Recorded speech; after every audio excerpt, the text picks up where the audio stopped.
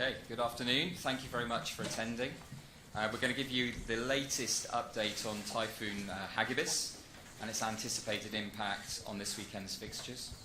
On our top table, we have from left to right, Mick Wright, Executive Director, Event Delivery with Japan Rugby 2019, Alan Gilpin, Chief Operating Officer for World Rugby and Tournament Director for World Rugby, Akira Shimazu, CEO, Japan Rugby 2019, Tomoharu Tsuruda, Executive Director, Commercial for Japan Rugby 2019, and Koji Horiuchi, who is a risk communicator for Weather News, who are independent weather experts. To get us underway, I'd like to invite Alan Gilpin to update with the latest information. Thank you. Konnichiwa, good afternoon. Thank you all for joining us here this afternoon. We appreciate it's been a busy time for you, as you can imagine it has been for us. After extensive evaluation of the latest detailed weather information, we are today confirming adjustments to this weekend's Rugby World Cup 2019 match schedule as a result of the predicted significant impact of Typhoon Hagibis. This includes, regrettably, the decision to cancel matches on safety grounds.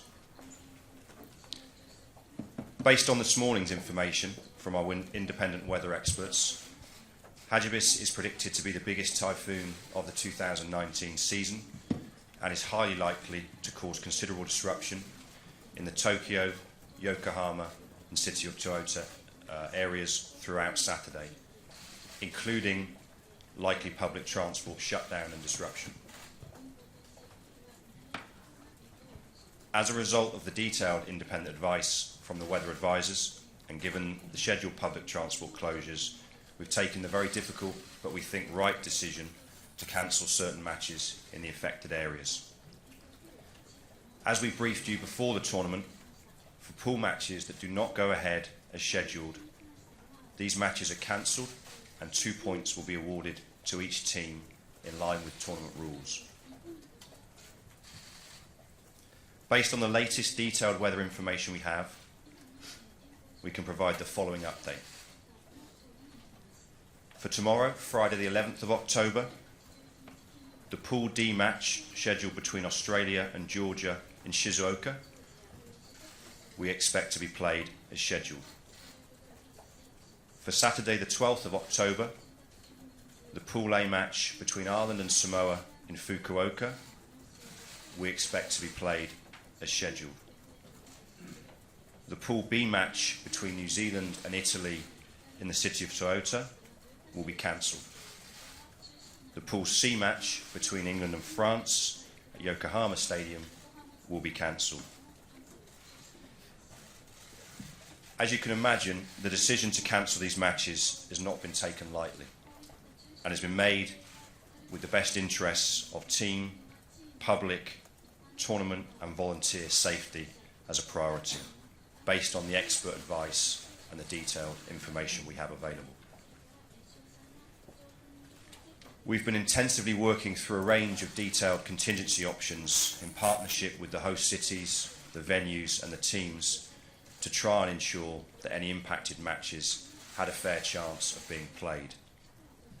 However, the risks are just too challenging to enable us to deliver a fair and consistent contingency approach for all teams and participants, and importantly, to provide confidence in the safety of spectators. All fans with tickets to those cancelled matches will receive a full refund. We are, of course, continuing to review Sunday's matches and making every effort to ensure that they will be played as scheduled. A thorough assessment of the venues will take place after the typhoon has passed before a final decision is made on Sunday morning. Based on the advice of the government authorities and the experts, World Rugby and the Japan Rugby 2019 Organising Committee are advising all fans in the Tokyo, Yokohama and City of Toyota areas to stay indoors on Saturday, not to travel, and to keep monitoring the Rugby World Cup 2019 digital and social channels for further updates. Thank you. Thank you, Alan. And I'd like to hand over to Akira Shimazu to say a few words. Akira. 組織委員会の事務総長の島津でございます。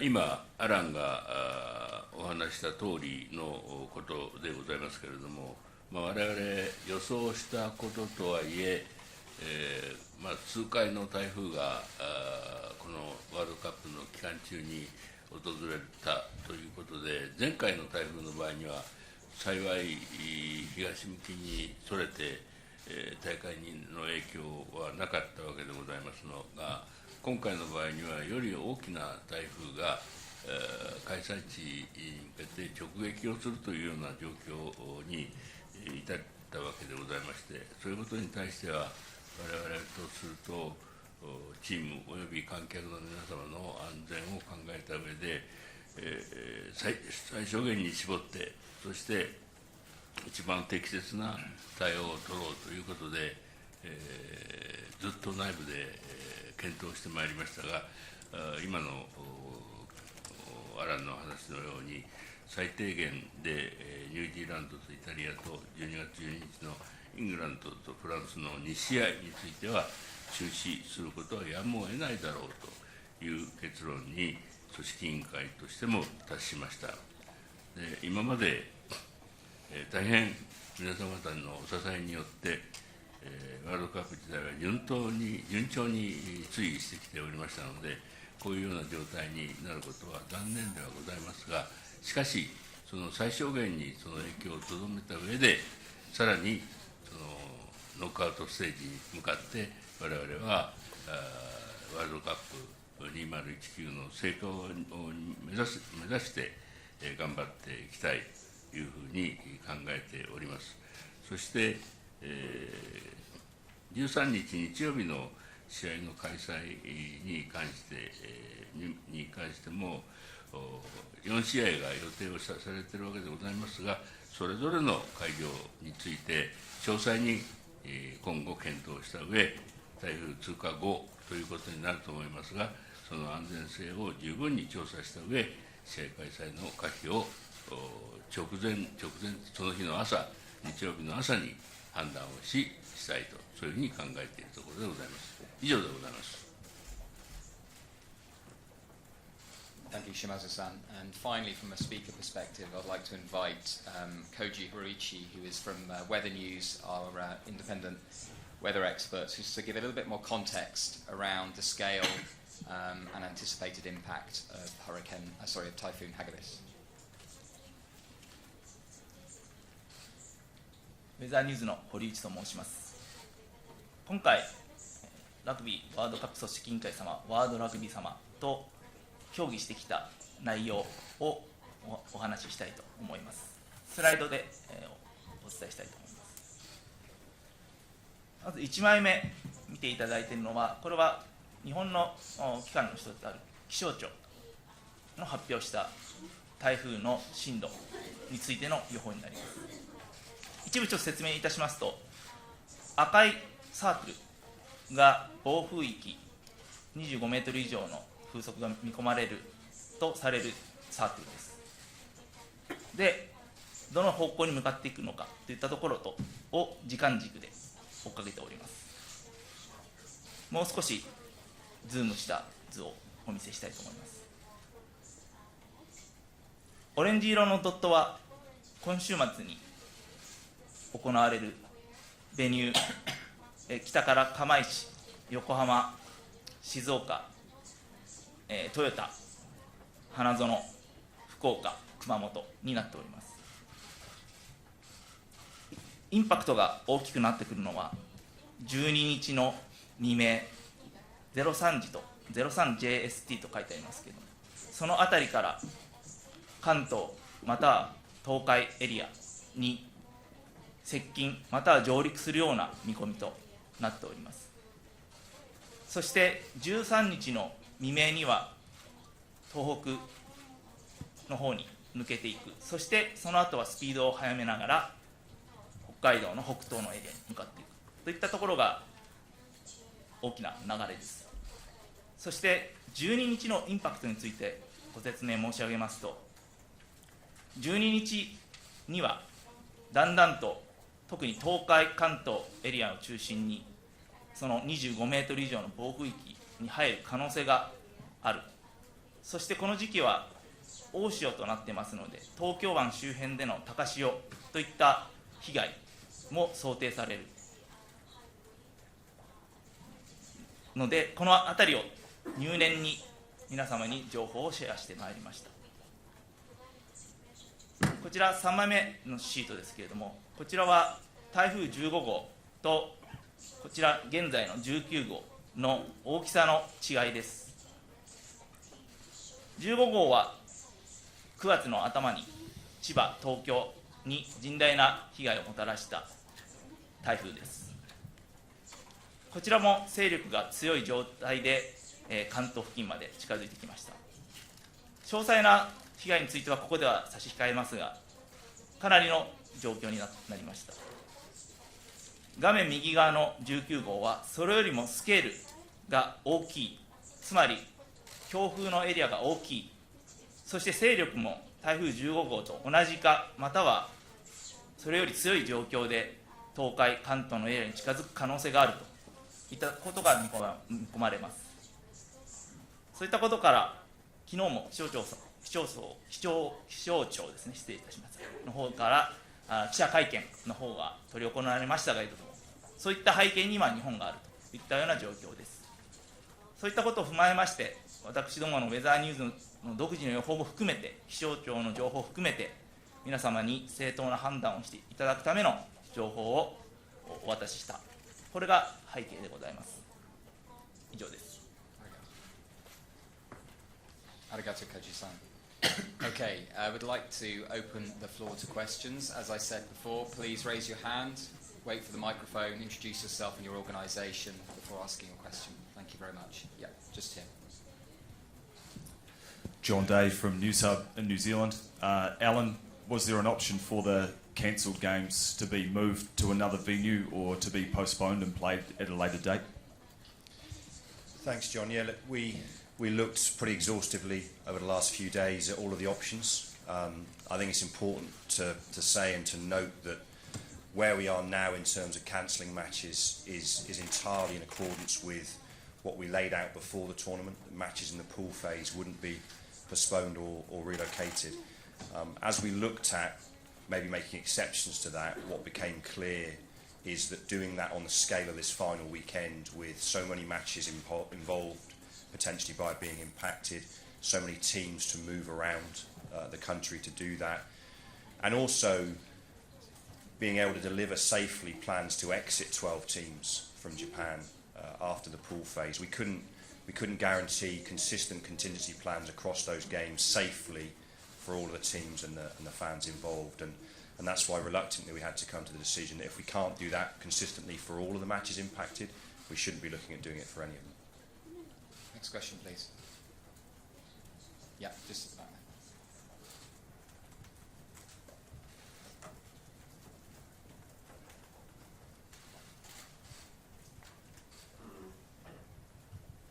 James Cole, Sky News. Given that you're hosting a World Cup in Typhoon season, any regrets given what's happened here? And are there questions now as to whether you have robust enough contingencies?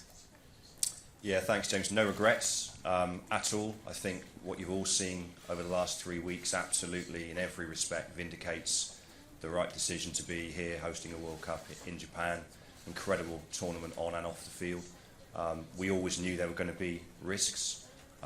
It's rare for a typhoon of this magnitude to cause this impact this late in the typhoon season. We had robust plans, and as I say, the plans that we're implementing now are in accordance with our plans for the pool phase. We have a different set of contingencies for the knockout phase, and whilst it's regrettable, we've made, we believe, the right decision with everyone's safety as the priority. Afternoon, Alan. Derry Priest with TVNZ in New Zealand. Do cancelled games, or these two and the ones tomorrow, risk undermining the last 8 remaining teams in the competition and the competition going forward?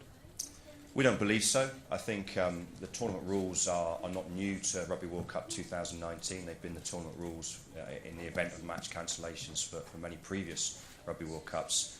Pleasingly, we've never had to implement those rules before. The teams, obviously, that will make the last 8 will be determined by the matches they've played and the implementation of these rules, so we don't think it undermines the quarterfinals at all.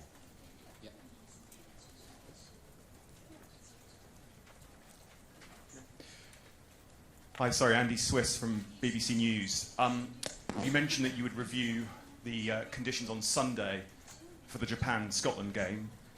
If the conditions aren't safe or you're not happy with them, do you have any contingency to play that game, perhaps postponing it a day, perhaps moving it, bearing in mind the huge significance of that match and obviously the fact that it's a knockout game effectively for one of these teams? Thanks, Andy.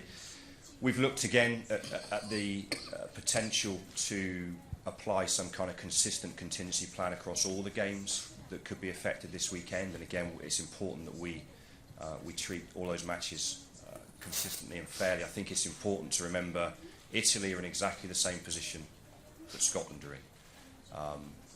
The Japan-Scotland game clearly is a huge match. We'd love to be playing that game. We will be working incredibly hard with our colleagues from Japan Rugby 2019, the host cities, and all the authorities on Sunday morning to do everything possible to see that match played. But we won't treat that match, if it can't be played, any differently to the other matches. Okay, just here in the centre. Thank you. 共同通信の村方です。先ほど島津総長は日本戦を含む日曜日の試合に関して日曜日の朝に判断するとおっしゃられましたけれども、これは4試合とも、日曜日の朝に開催の可否を判断するということでいいのかということと、そうであるならば試合開始の何時間前とかそういう目処が現状で立っているのかどうか教えてください。はい、質問ありがとうございます。確かに4試合ありますが、試合のキックオフ日程につきましては、午後早い時期から夜までの間でございます。したがって今朝判断と申しましたが、4試合の試合日の早い時間帯の試合については、もう少し早く判断の結果については、開催である会場ともよく相談をして、そして発表をしたいと、そういうふうに思っております。Next question, please.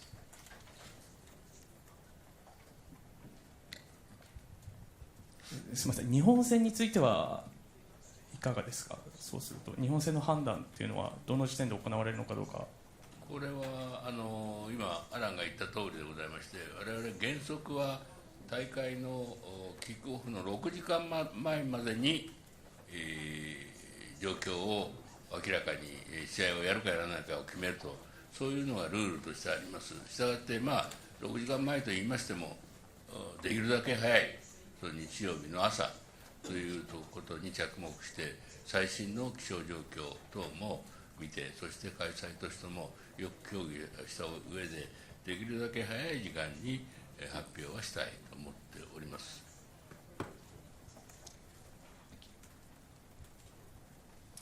Hi, Alan. Yeah. Simon Valzer from Midi Olympic. I just wanted to know if you had any idea, any evaluation of the economic impact of these cancellations, of these games cancellations, please. Thank you. Hi, Simon. We don't, to be honest, and it's not certainly been our focus in the last few days. Our focus, as you can imagine, has been putting safety first, really concentrating on the contingency plans that we were looking at. Can we deliver these games safely and consistently? The answer to that has been no, and that's led to this decision. We'll of course now get into discussions around the economic impact of that and where the insurance providers that we work with will become part of those conversations. So that's for the future. Hi, Alan. Nick Cleary, The Telegraph. There's been reports that England are about to decamp to Miyazaki. Are they allowed to do that in order to prepare for next week's knockout game? Hi, Mick. Thanks. Look, we're looking at movements with all the teams. There are a number of options for the teams that are now affected, and obviously for the 4 teams that are not now playing their games on Saturday, we're looking at how we can not only get them to safety in the best way, but to the camps that will give them the best opportunity to continue to prepare. So they've got a number of options. Next question, please. Any more? Yep, just at the back. 日本テレビの渡辺です。先ほど日曜日のゲームは基本開催か中止かというふうな話で伺いましたが、開催に関して通常の開催なのか、それとも例えば無観客みたいな形の限定的な開催になるのかという可能性はあるのか、お聞かせいただけますか。またその状況についてもですね、今後の台風の被害、その状況がどういうふうになっているのか、そういうことを考えた上で慎重に考えたいと思いますが、お客様の安全も含めて考えたいと思いますが、それはしかし、日本国民の方は見たいですよね。だからそれは観客の人に見ていただくことができるような方向で努力をしていかなくちゃいけない、そういうふうに思っています。Just here. One here, and then 2 there, and 3 there. Please. すいません、NHK の鈴木です。島津さんにお願いします。すいません、12日に関してはファンゾーンの扱いはどのようになるんでしょうか。トヨタ、横浜、東京とあると思うんですけれども、中止にするのかどうかというところを教えていただけますか。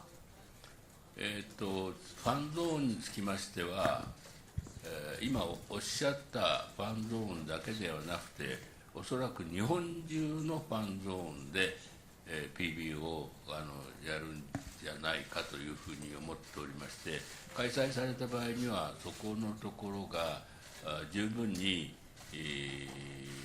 開催するファンの方の迷惑になるようなことに ならないように、それをよく開催団体とも相談をしながら、ファンゾーンでの PB を要望が非常に強いです。したがってこれについて対応していきたいと思っています。Mick, sorry, do you want to add something to that, just in terms of fan zones and ensuring their safety and what will be operational? Yeah, thanks very much, Dom. In terms of any of the fan zones across the country that might be affected by the typhoon, the host cities and ourselves will absolutely be putting safety first, and so advice will be issued about whether or not those fan zones can operate at all over the weekend, dependent upon the timing, the ultimate timing of the typhoon arrival. Okay. But safety will be put first. Thank you. Just at the front here. Yeah.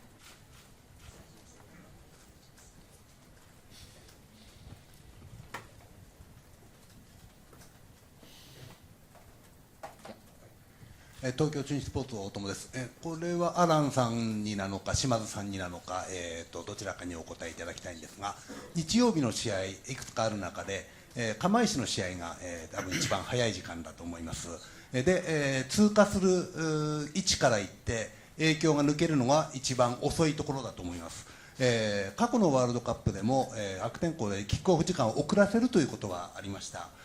ただそれによって他の試合と被るわけではなかった例があったと思いますけれども、今回の場合、キックオフ時間釜石の試合を遅らせることによって実施できるかもしれないという考えがあるかと思うんですが、おそらく検討はされているかと思うんですが、そこについての判断、どのようにオプションを考えていらっしゃるか聞かせてください。お願いします。Thank you. I think it's a difficult question to answer at this stage. Sunday will require a thorough assessment of the impact of the typhoon across all 4 of those venues. At this stage, we're not expecting any impact to the match in Kyushu. For the match in Hanazono, which is the first kick-off on Sunday, obviously we hope that match will be able to be played as scheduled. If it's not, and delaying the match would allow it to be played, that is certainly something that we would want to consider. Any final questions? Yeah, just in the middle here. すみません、朝日新聞の野村と申します。大会前から台風が来た時のために保険とかを作ってたと思うんですけれども、そういうものがどのように適用されるのか、先ほどアランが言ってたように経済的なダメージはないと言ってましたけど、そういうところも関係してくるのか教えてください。当然のことながら工業中止保険というものには加入をしております。したがって中止にしたとしても一定の割合でカバーされるということでございます。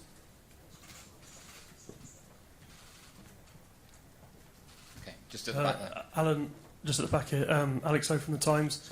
A couple of questions, please. One, will rights-holding broadcasters be able to get a refund for matches that they've paid for that they cannot now show, particularly in the UK? ITV will have sold advertising around it.